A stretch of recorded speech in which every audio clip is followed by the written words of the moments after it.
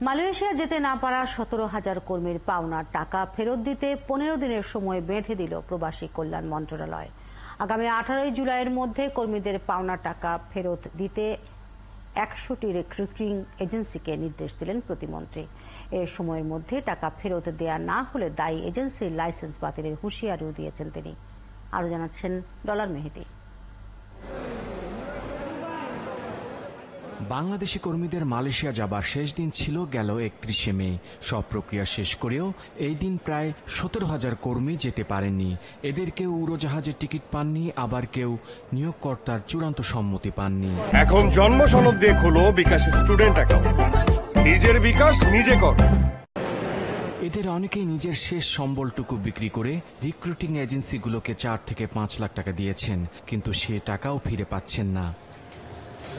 বৃহস্পতিবার প্রবাসী কল্যাণ মন্ত্রণালয় মালয়েশিয়া পরিস্থিতি নিয়ে আয়োজিত এক মতবিনিময় সভায় শ্রমিকদের পাওনা টাকা ফেরত দিতে 15 দিনের সময় বেঁধে দেন প্রতিমন্ত্রী। তিনি বলেন, 100টি রিক্রুটিং এজেন্সি মালয়েশিয়ায় কর্মী পাঠায়। এদের কারো 500, কারো 400, আবার কারো 50 জন কর্মী যেতে পারেননি। প্রমাণ সাপেক্ষে এজেন্সিগুলোকে এই 17,000 কর্মীর টাকা ফেরত দিতে রাজি হয়েছে। বেঁধে দেওয়া সময়ের মধ্যে তারা টাকা ফেরত দিতে ব্যর্থ হলে প্রয়োজনে তাদের লাইসেন্স বাতিল হবে। যারা বিদেশে যাওয়ার জন্য টাকা দিয়েছে তারা যাতে যার কাছে টাকা দিয়েছে তাদের সাথে যোগাযোগ করলে ইনশাল্লাহ টাকা পাবে। যদি টাকা না পায় তাহলে যে দিবে না তাদের বিরুদ্ধে আইনানুগ ব্যবস্থা।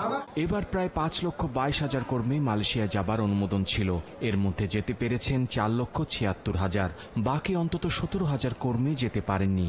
ভবিষ্যতে মালয়েশিয়ার শ্রমবাজার খুললে এই কর্মীদের অগ্রাধিকার দেয়া হবে। সেইটার ব্যাপারেও আমরা মন্ত্রণালয় কাজ করতেছে, আইন উপদেষ্টাদেরকে নিয়ে কাজ করতেছি। আমরা অনেক জিনিস আছে যেটা আইনানুগ, যেটা যেহেতু হাইকোর্টের একটা রুল আছে, সেই হিসাবে আমরা আইনের দিকেও লক্ষ্য রাখতে হবে। এই মাসের শেষে মালয়েশিয়া কর্তৃপক্ষের সঙ্গে বৈঠকের পর সে দেশে কর্মী পাঠানোর রাস্তা আবারও উন্মুক্ত হবে বলে আশা করেন প্রতিমন্ত্রী।